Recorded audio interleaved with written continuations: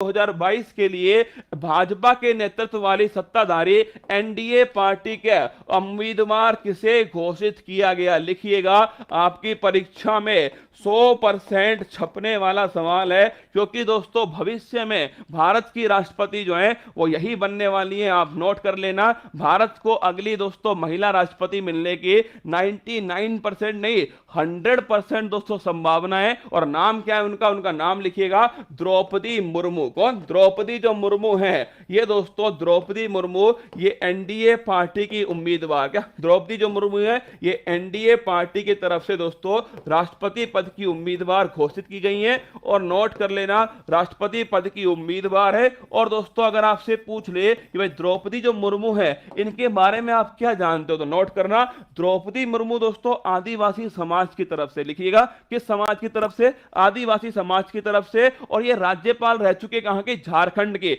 5 साल दोस्तों, नोट करना 5 साल, क्या लंबा, 5 साल नहीं दोस्तों 6 साल है ना। लिखिएगा ये राज्यपाल रह चुके कहां के? ये राज्यपाल बनी दोस्तों कहां? झारखंड का। झारखंड की राज्यपाल बनी थी 2015 में दोस्तों, ध्यान रखिएगा ये राज्यपाल पद पर अपॉइंट होती है। 2021 तक दोस्तों ये भारत की आपके राज्यपाल रहती है, कहां की? झारखंड की राज्यपाल रहती है। इनका जो जन्म है वो मयूरभंज जिला दोस्तों उड़ीसा के अंदर है, वहां पर इनका जन्म होता है। इस सवाल को भी छाप के रखना, मयूरभंज जो जिला है यहां पर दोस्तों इनका जन्म होता है। और ये कहां स्थित है? उड़ीसा के अंदर स्थित है मयूरभंज जिला। तो पहला क्वेश्चन हो गया, जन्म कहां पर दोस्तों? उड़ीसा के अंदर। ठीक है, अगर पूछे आपसे राज्यपाल कहां की? झारखंड की दोस्तों राज्यपाल कौन रह चुकी है? आपके दोस्तों द्रौपदी मुर्मू जो है वो रह चुकी है। आप मुझसे पूछोगे ना, एक सवाल आपके दिमाग में आएगा, नोट कर लेना, ये पहली दोस्तों पहली भारत की पहली आदिवासी राज्यपाल कौन थी? तो आपके ध्यान रखिएगा ये आंसर भी दोस्तों कौन होगा?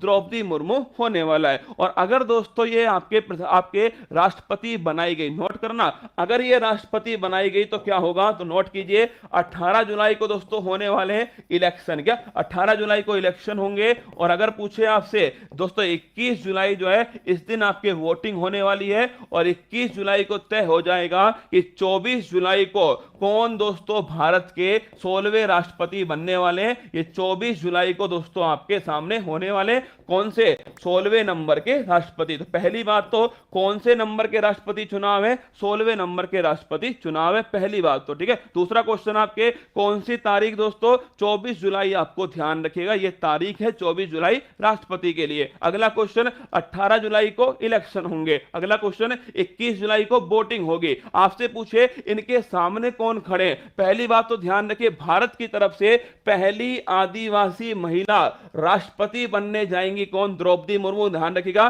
भारत की तरफ से अगर राष्ट्रपति बनती हैं तो भारत की तरफ से पहली दोस्तों पहली आदिवासी महिला, क्या पहली आदिवासी महिला दोस्तों राष्ट्रपति जो है वो कौन बन सकती है? ये आपके द्रौपदी मुर्मू जो है बन सकती है अगर चुनाव के अंदर जीतती है। वैसे दोस्तों संभावना पूरी है। एक्चुअली में राष्ट्रपति चुनाव में दोस्तों कौन कौन भाग लेता है? आपके लोकसभा के दोस्तों आपके एमपी भाग लेते हैं, आपके राज्यसभा के एमपी भाग लेते हैं, दोनों इलेक्टेड होने चाहिए। तीसरा दोस्तों भाग कौन लेता है? आपके एमएलए लेते हैं, आपके कहां पर? राज्यों के अंदर। इस समय आप जानते हैं दोस्तों भारत की स्थिति आपके सामने है कि भारत के अधिकांश जो राज्य है इनके अंदर दोस्तों अभी वर्तमान में बीजेपी की सरकार है, या दोस्तों बीजेपी के अलावा दोस्तों जो एनडीए है इसकी सरकार अभी कहां पर है? हर राज्य के अंदर लगभग दोस्तों 70% राज्यों के अंदर इनकी सरकार है। लोकसभा के अंदर दोस्तों किसकी सरकार है? आप सभी जानते हैं पूर्ण बहुमत के साथ कौन आई है? एनडीए सरकार आई है। और राज्यसभा के अंदर भी दोस्तों आपके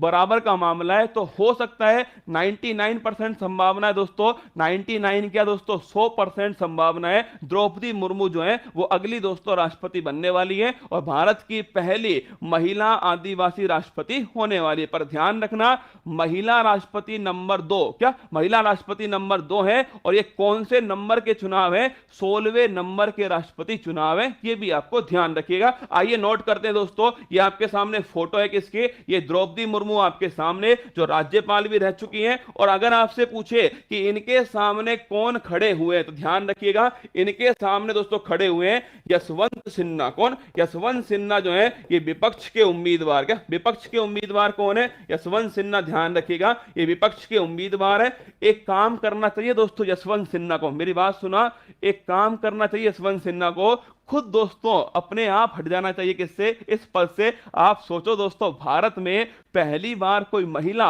आदिवासी राष्ट्रपति बनने जा रही है, ये दोस्तों कितने गर्व की बात होगी, कितने प्राइड की बात होगी दोस्तों। खुद यशवंत सिन्हा जो है, उन्हें खुद दोस्तों कहना चाहिए कि हम खुद समर्थन करते हैं किसका, द्रौपदी मुर्मू का समर्थन करते हैं। दोस्तों यहां पर बात किसी पार्टी की नहीं हो रही है, यहां पर बात हो रही है कि आदिवासी समाज की दोस्तों पहली महिला राष्ट्रपति बनने जा रही है। खुद दोस्तों आपके जो यशवंत सिन्हा है, उन्हें खुद आगे आना चाहिए और कहना चाहिए कि निर्विरोध रूप से चुनी जाएंगी कौन, द्रौपदी मुर्मू निर्विरोध रूप से चुनी जाएंगी। अपने आप में ऐतिहासिक पल होगा दोस्तों। भारत में अब तक केवल एक राष्ट्रपति जो है वो निर्विरोध रूप से चुने गए थे, उनका नाम था नीलमा संजीव रेड्डी। क्या नाम था, नीलमा संजीव रेड्डी। मैं चाहता हूं दोस्तों ये द्रौपदी मुर्मू जो है, सोचकर देखो दोस्तों, महिलाओं के लिए कितना मजबूत कदम होगा ये कि अगर द्रौपदी मुर्मू जो है वो निर्विरोध महिला राष्ट्रपति बनती है। अपने आप में दोस्तों अलग बात होगी, है ना, महिलाओं के लिए, आदिवासियों के लिए, खुद भारत के लिए दोस्तों अलग बात होगी। तो खुद दोस्तों, वैसा दोस्तों ऐसा होने वाला नहीं है, मुझे पता है इस बात को, फिर भी मेरी तरफ से एक राय है, अगर मेरी बात पहुंच जाए वहां तक तो ध्यान रखिए, खुद यशवंत सिन्हा जी जो है उन्हें खुद कहना चाहिए कि हम चाहते हैं कि द्रौपदी मुर्मू जो है वो पूरे आदिवासी समाज नहीं, पूरे भारत का प्रतिनिधित्व करें, ये हमारी इच्छा है। और खुद दोस्तों, माना कि मैं पुरुष हूं, फिर भी मैं चाहता हूं कि जो महिला है, ये महिला दोस्तों भारत की राष्ट्रपति बननी चाहिए। इससे हमारा आदिवासी समाज ऊपर उठने वाला है और महिला दोस्तों है, इनके अंदर एम्पावरमेंट जो है बढ़ने वाला है। एक ही दोस्तों अभी तक आपके निर्विरोध राष्ट्रपति बने, जिनका नाम है नीलमा संजीव रेड्डी। कौन है, नीलमा संजीव रेड्डी। ये एकमात्र दोस्तों ध्यान रखिएगा निर्विरोध राष्ट्रपति चुने गए। और एकमात्र महिला अभी तक कौन बनी है, प्रतिभा पाटिल। ध्यान रखिएगा ये एकमात्र महिला है जो दोस्तों राष्ट्रपति बनी है। दूसरी राष्ट्रपति कौन बनने वाली है, ये आपके सामने द्रौपदी मुर्मू, छाप के रखिएगा, ठीक है।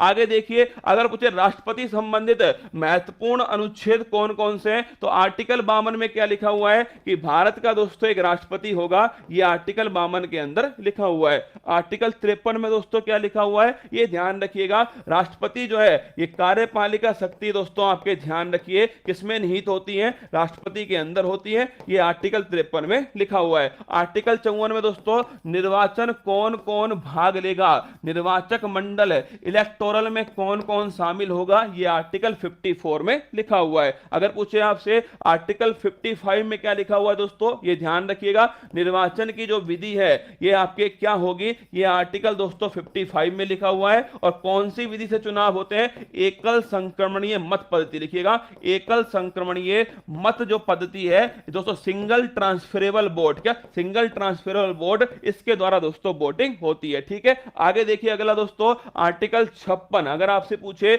आर्टिकल 56 कौन है, तो नोट करना, इसमें कार्यकाल जो है राष्ट्रपति का कार्यकाल आर्टिकल 56 में, वैसे दोस्तों सामान्यतः 5 साल होता है। और लिखिएगा चुनाव दोस्तों कितने वर्ष में लड़ सकता है, 35 वर्ष में लड़ सकता है। कितने दोस्तों अनुमोदक चाहिए, 50 तो प्रस्तावक चाहिए और 50 ही दोस्तों छापिएगा अनुमोदक की आवश्यकता होती है राष्ट्रपति चुनाव के अंदर। तो 50 प्रस्तावक, 50 अनुमोदक, 35 वर्ष दोस्तों आपके न्यूनतम आयु होती है और कार्यकाल दोस्तों सामान्यतः 5 वर्ष का होता है, ठीक है। आर्टिकल 56 जो है ध्यान रखिएगा। अगर पूछे आपसे आर्टिकल 57, यहां पर देखिए एक्चुअली में दोस्तों शायद आपको बात समझ नहीं आई, मैंने आपसे क्या कहा ना, मैंने आपसे ये कहा दोस्तों, आप दोस्तों ये तो समझ ही नहीं पाओगे जिंदगी में कभी भी कि आपके सामने जो टीचर पढ़ा रहा है वो किस दोस्तों पॉलिटिकल पार्टीज है ना, ये दोस्तों आप कैसे समझ पाओगे। अगर दोस्तों कोई काम यहां पर कोई भी अच्छा होगा, मैं आपके सामने पूरे दोस्तों ढोल बाजों के साथ मैं आपको पढ़ाने वाला हूं। और दोस्तों मुझे पता है कि ये जीतने वाली है, आपको भी पता है ये बात। तो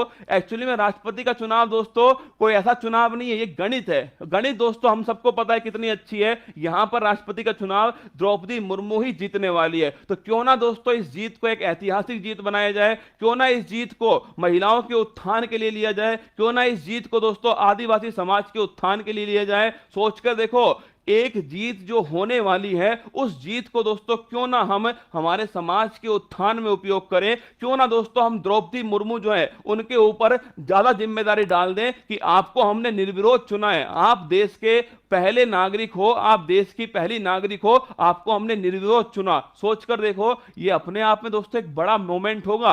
अभी तक कोई भी महिला निर्विरोध नहीं चुनी गई। अगर द्रौपदी मुर्मू चुनी जाती है तो पहली महिला बनती है, आदिवासी समाज से आने वाली महिला बनती है। अपने आप प्रचार प्रसार होगा किसका? आदिवासी समाज का। अब देखिए आर्टिकल 57 में क्या है दोस्तों, वापस री इलेक्शन, क्या पुनर्निर्वाचन हो सकता है क्या? ये आर्टिकल 57 में लिखा हुआ है, और लिख लेना बिल्कुल हो सकता है ना। आर्टिकल 58, राजेंद्र प्रसाद जो ये 2 बार दोस्तों भारत के क्या रहे, 2 बार राष्ट्रपति रहे। कौन? डॉक्टर राजेंद्र प्रसाद। आर्टिकल 58 में क्या है दोस्तों, अहर्ताएं जो है वो ध्यान रखिएगा, ये आर्टिकल 58 के अंदर है। 59 में दोस्तों क्या है, शर्तें जो है ध्यान रखिए 59 में है। 60 में दोस्तों लिखना शपथ जो है ये 60 के अंदर है। और 61 में क्या है दोस्तों, महाभियोग, इंपीचमेंट जो है इसकी प्रक्रिया जो है वो 61 के अंदर लिखी है। और ये आपके सामने राष्ट्रपति संबंधित जितने भी दोस्तों सवाल थे वो आपके सामने लिखे हुए हैं। 52, 53, 54, 55, 56, 57, 58, 59, 60, 61, ये सारे के सारे राष्ट्रपति चुनाव